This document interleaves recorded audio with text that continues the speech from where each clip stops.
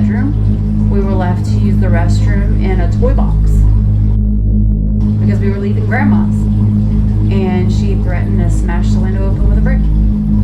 And like, there's just so many things.